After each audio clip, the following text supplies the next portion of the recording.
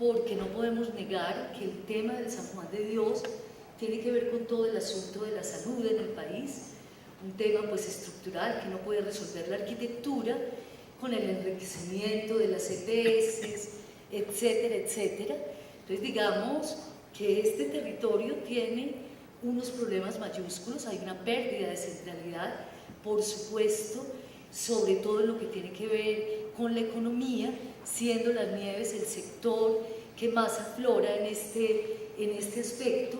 De todas maneras es un sector empobrecido, pero también creo que es un territorio simbólico sumamente importante. Tal como señalaba Ramón, las marchas llegan al Zócalo, aquí no hay ninguna marcha nacional ni ningún movimiento nacional que pueda tener reconocimiento si no llega a la Plaza de Bolívar.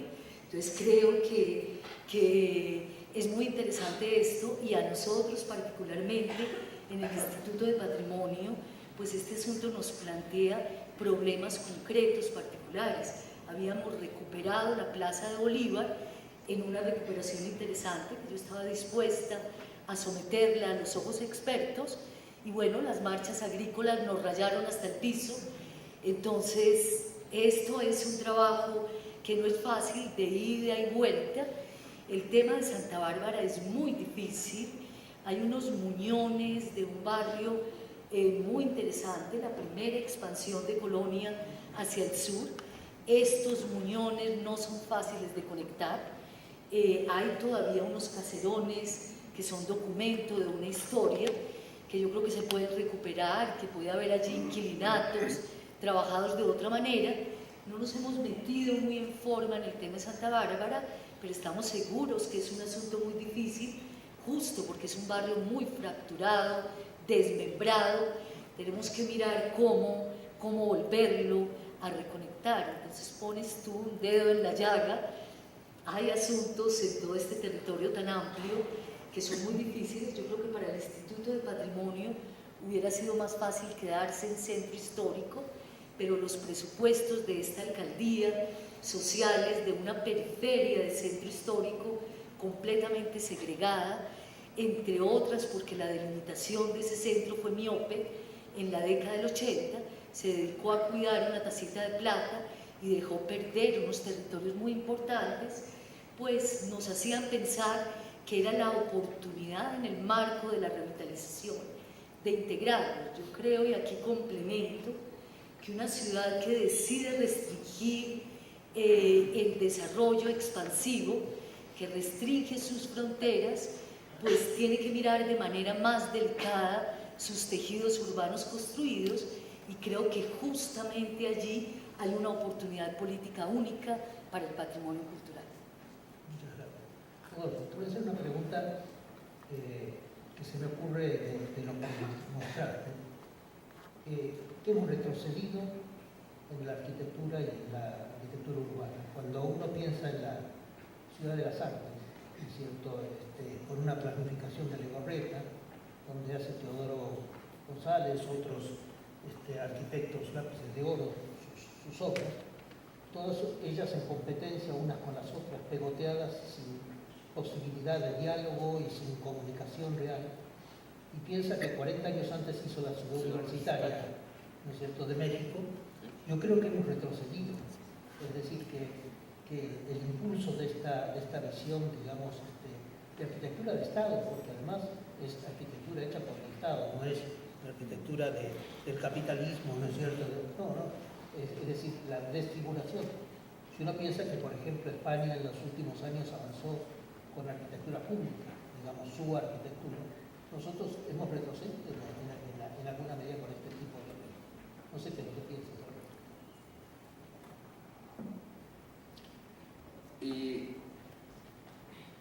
Que sí y que no. O todo lo contrario. Es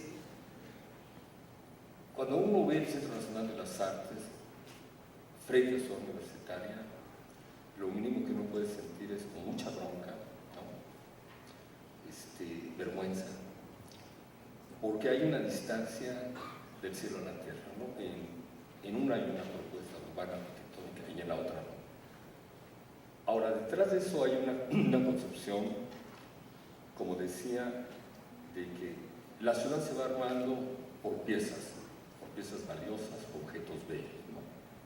Y eso tiene que ver, tal vez, con un paso atrás en términos arquitectónicos, pero tiene que ver mucho con un paso atrás en términos de concepción de la ciudad, porque eso también tiene que ver con la crisis reconocida, ¿no?, de la planeación urbana, ¿no? Mi país está planificado todo, desde hace muchos años, y el resultado es que las ciudades no son mejores.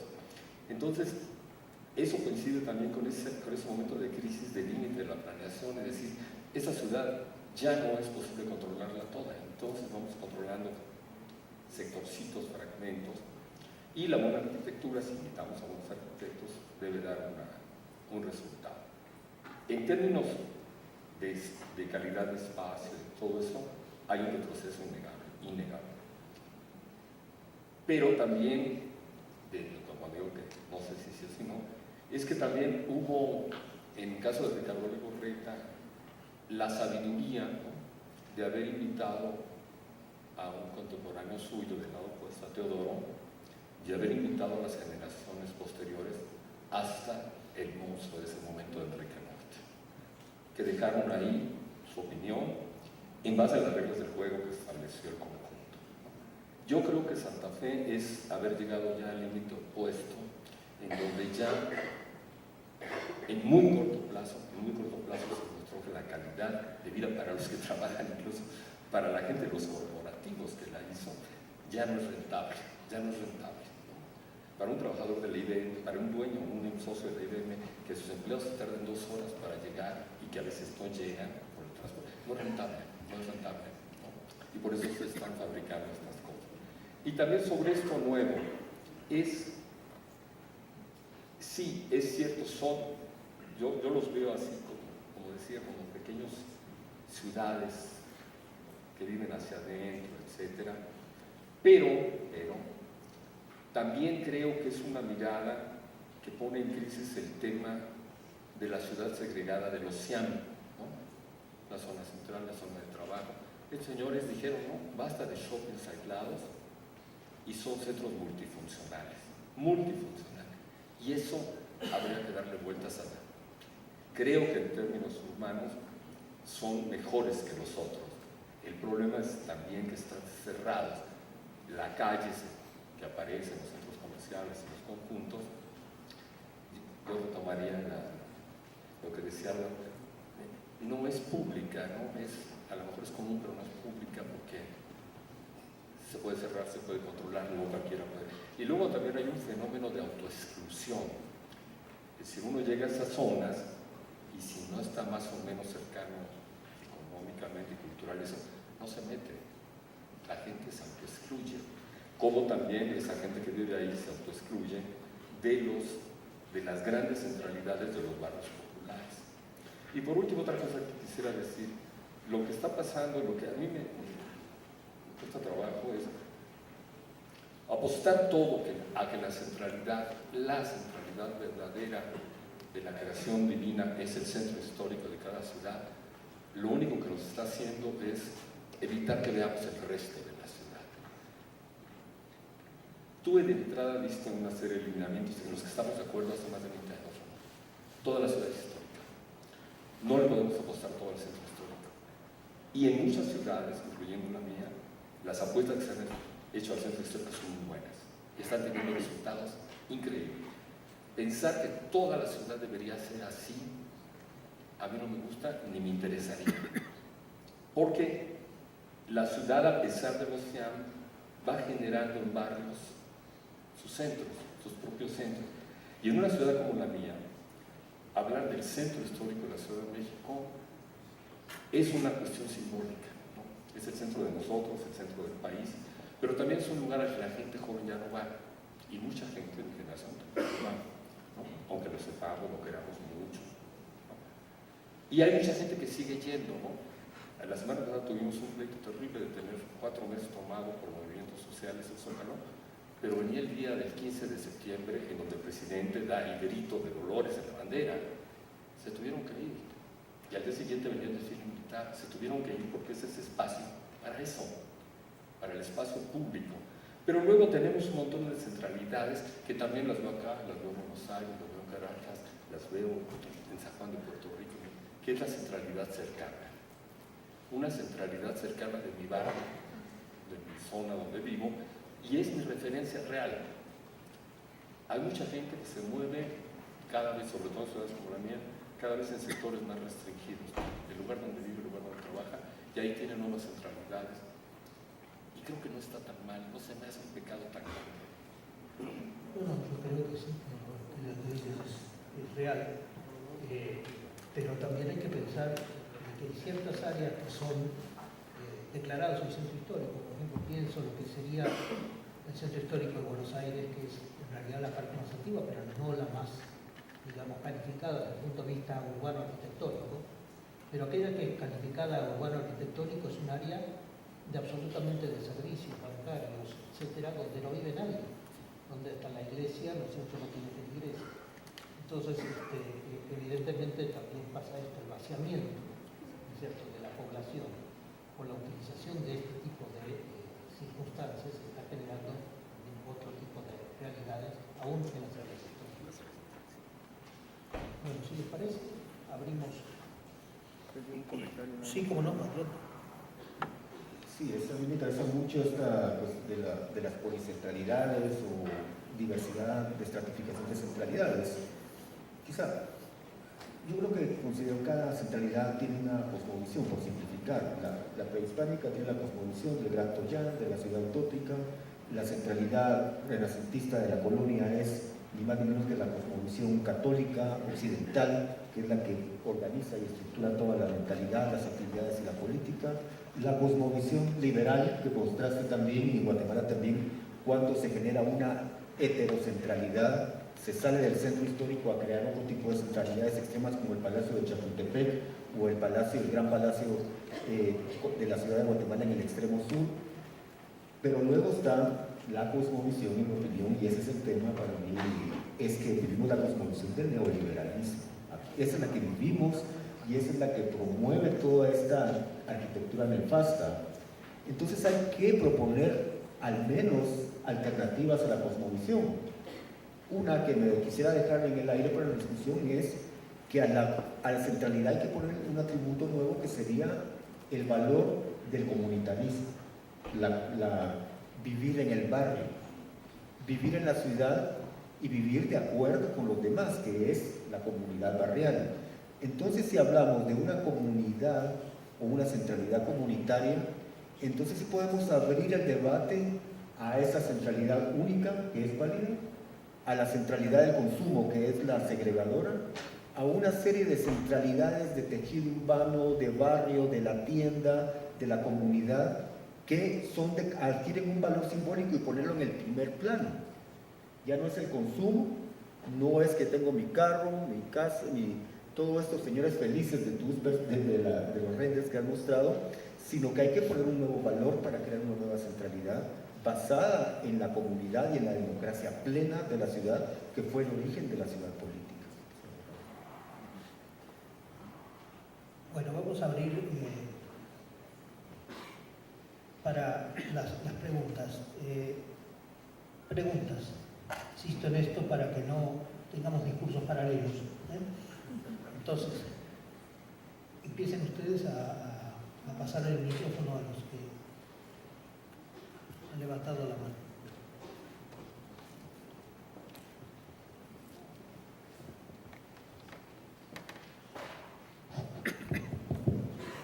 Buenos días, me voy a presentar. Nelson Inta, de Uruguay, arquitecto y 40 años de experiencia en la mano derecha en cuanto a arquitectura, urbanismo, etcétera, etcétera. Estos 40 años sí me dan una especie de mochila con muchas dudas y quizás algunas que son, más que dudas, son afirmaciones ciertas que lo dan la propia experiencia. La primera afirmación cierta es de que toda operación urbana, desde la más pequeña a la mayor, es un acto cultural. cuando muchas veces se dice que es un acto económico o que es de empresarios que están utilizando la ciudad, yo diría que es un acto cultural. Acto cultural que no lo digo simplemente porque lo soñé anoche, sino que me lo dice la propia experiencia. Y una de las experiencias mayores en ese sentido es el propio Proyecto Montevideo. El Proyecto Montevideo, todo lo que se hizo en Montevideo, sería imposible, absolutamente imposible, si no hubiese existido primero una revolución cultural que lideró el arquitecto Mariano Arana al principio de la década de los 80. No sé si Mariano está acá, pero indudablemente fue el factor de que Montevideo fuese un proyecto cultural. Un proyecto cultural que involucró a todos los montevideanos. Y yo lo que he visto en estas tres presentaciones, de que hay dos tipos de proyectos culturales o de propuestas culturales para la ciudad. Dos son, una de Vélez y la otra de Martínez, que indudablemente plantean una dificultad importante para actuar, que es el involucramiento de la población, para hacerlo, para que realmente sea un proyecto cultural. Y ese involucramiento es el que permite que llegue también a los políticos, porque esa es parecería, por mi experiencia, que es el camino más certero. Opinión pública, involucramiento de la población, involucramiento de los políticos, porque los decisores finales son los políticos. ¿Por qué es el más difícil en este caso? Porque indudablemente la complejidad de las operaciones hacen de que no solamente es un proyecto cultural, sino que es un proyecto en el cual moviliza recursos técnicos, económicos, administrativos de diferentes tipos. Los que plantean en México, esos son también actos culturales, son proyectos culturales, uno lo ve, pero son proyectos culturales cautivos, porque tienen ya la población cautiva, son aquellos que van a consumir ese tipo de cultura porque por A, por B o por C, quizás por una cultura general, una cultura global, hace que lleguen a ellos. Por lo tanto, no necesitan un periodo de involucramiento, se da por sí.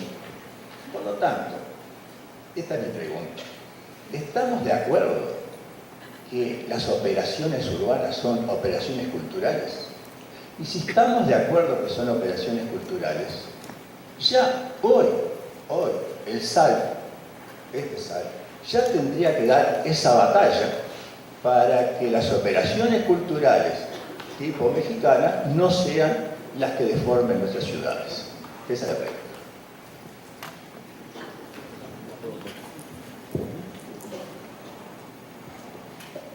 Bueno, yo creo que coincidía, había dado en el clavo.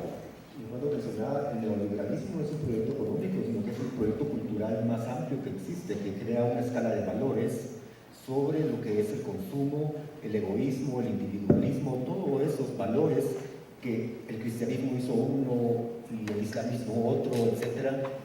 De tal manera que en este caso el neoliberalismo y su traducción en los proyectos urbanos que hemos visto son proyectos culturales 100%, que claro, benefician al capital, pero son culturales, por lo tanto hay que atacarlo desde la cultura, pero también, por eso yo puse los textos de Lefebvre y de David Harvey, un poco de neomarxismo, no nos cae mal, no dogmático, de lo que es la estructura del capital, para poder hacer una reforma urbana que con normativas puedan compensar esa privatización exagerada, pero no es solo eso, sino que para proponer una nueva cosmovisión cultural, comunitaria, del espacio, de la historia y todo eso.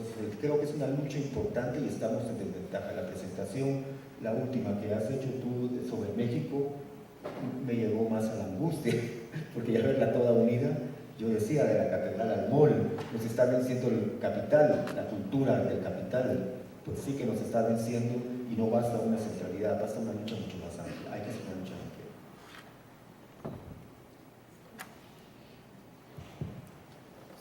Luis Noel de México.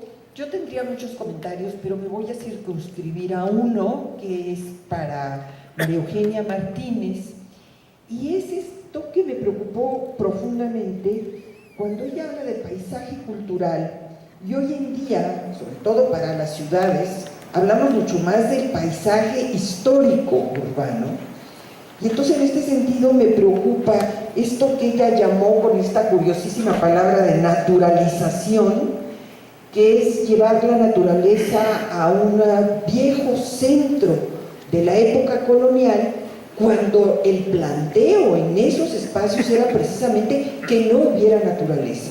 Acertado o desacertadamente, esa fue la propuesta de ese momento de la creación de esas ciudades, alejando la naturaleza, porque la naturaleza se comía en las ciudades en aquellas épocas, y entonces ahora volverla a llevar, creo que las desnaturaliza.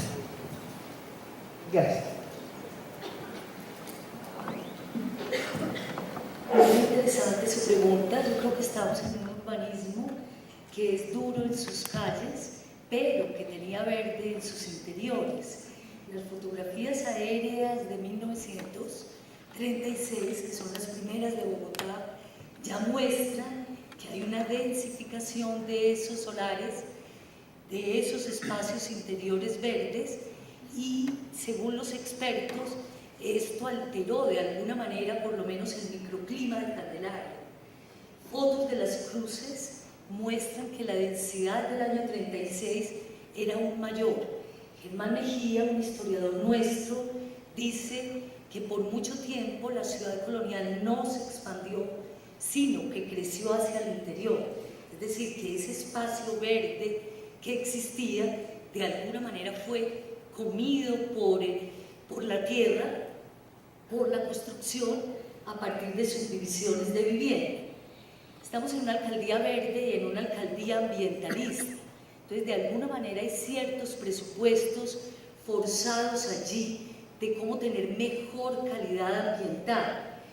Yo he insistido mucho en que hay que ser muy cuidadosos con este tema del verde en el centro, y tengo planteada una discusión con la alcaldía local de la Candelaria, que quiere poner muchos materos. Pienso que la Candelaria nunca fue un pueblito paisa, que fue distinta y que no se puede hacer esto, y creo que lo otro tiene que ser muy controladamente, pero es un asunto que tiene que ver con lograr mejor calidad ambiental. Casi todos los patios de la Candelaria se cubrieron con plásticos, con acrílicos, ¿sí?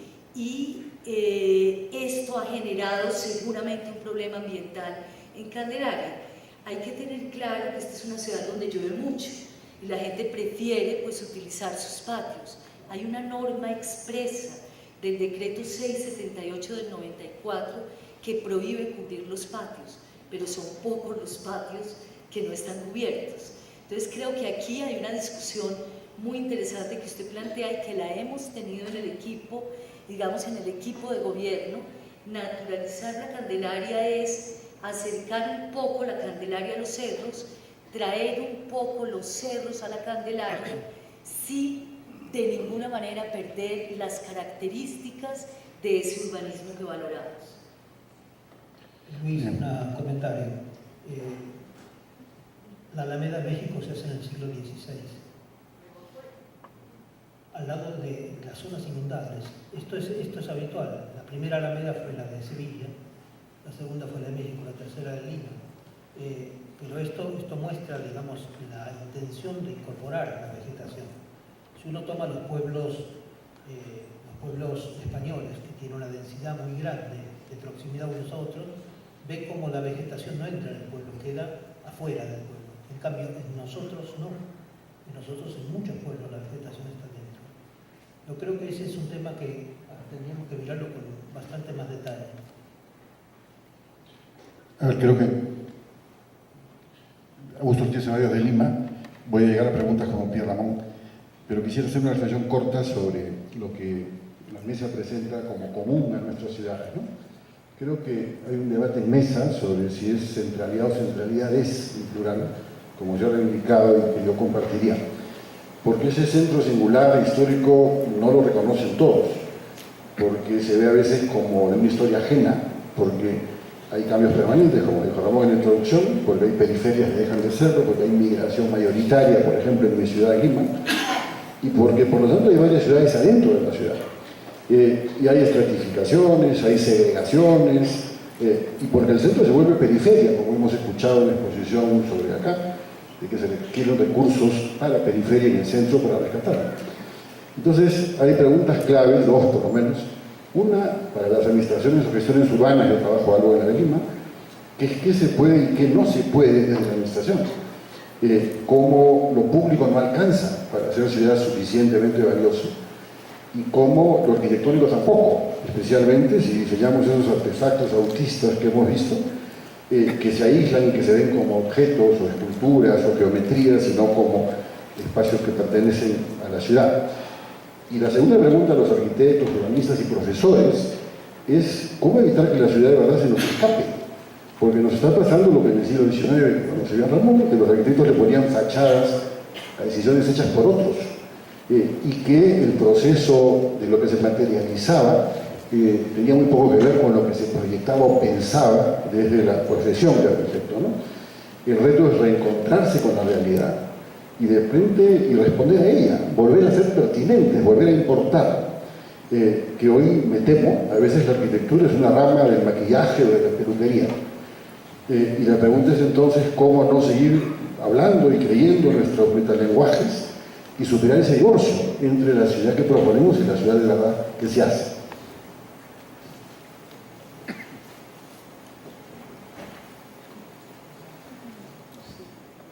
Bien, mis compañeros parece ser que están mudos ante las circunstancias. Yo creo que lo que plantea Augusto es clarísimo. Son ciudades dentro de la ciudad, evidentemente, mucho más si vamos a ver los countries, los nuevos barrios cerrados, y todos los guetos de la riqueza y los guetos de la pobreza que todas nuestras ciudades están mostrando. Y lógicamente el tema de las centralidades es un tema que planteado de esta manera nos ayudaba de alguna forma a mirar la antigua centralidad del centro histórico comparado con la nueva expansión. Hay una de las mesas que trabaja sobre periferias o sobre bordes, es decir, que también va a ir complementando esta lectura que nosotros de alguna manera queríamos plantear. Yo creo que lo importante aquí es verificar cuáles son las perspectivas, digamos, que tienen nuestras ciudades latinoamericanas en términos de este proceso, digamos, de descentralización centralizada que se está produciendo, ¿no es cierto? Generando un poco lo que Rodolfo planteaba, porque de alguna manera tanto Álvaro como María Eugenia trabajaban sobre zonas propias de lo que era el área central histórica de la ciudad. Bueno, alguna vez yo quise conocer a Bogotá y nos recorrimos las 20 centralidades de Bogotá para descubrir que casi todas son iguales, o todas son iguales. Chapinero, Restrepo, el 7 de agosto, el 20 de julio, Yomasa, Venecia, Kennedy, Toberín, Suba, Rincón y otras más. Todas son iguales, hay una o tres calles comerciales más o menos paralelas, con muchos almacenes, bancos y muy estrechos andenes, vendedores en la calle, mucho tráfico, estacionamiento a cada costado de la calle o en el andén, nulo espacio público, hitos institucionales de la administración de la ciudad, muy pocos, por lo general no están ahí, ninguna estructura urbana significativa y organizada. Por otro lado están los centros comerciales o los moles, cuando la ciudad sabe que a Suba se va a encontrar con la Boyacá y que ahí va a quedar el terminal de la línea de Transmilenio de Suba, entonces va los centros comerciales y compran los predios de ese sitio. Nunca la administración pretende hacerse ahí. Antes eran Unicentro, Las Américas o El Andino, ahora son Santa Fe, Titán Plaza o Gran Estación, muchísimo más grandes, dan seguridad, la gente cree, diversidad de almacenes, parqueo seguro pero carísimo, abrigo por si llueve, novedad, está el iStore, está la ropa de marca, están las comidas rápidas y sobre todo el paseo que llamamos de la familia Miranda, que va a mirar vitrinas, un poco compra. Pero no hay ni hitos urbanos en las centralidades, ni mucho menos espacio público. Y en este POT de ahora que se pretende revolucionar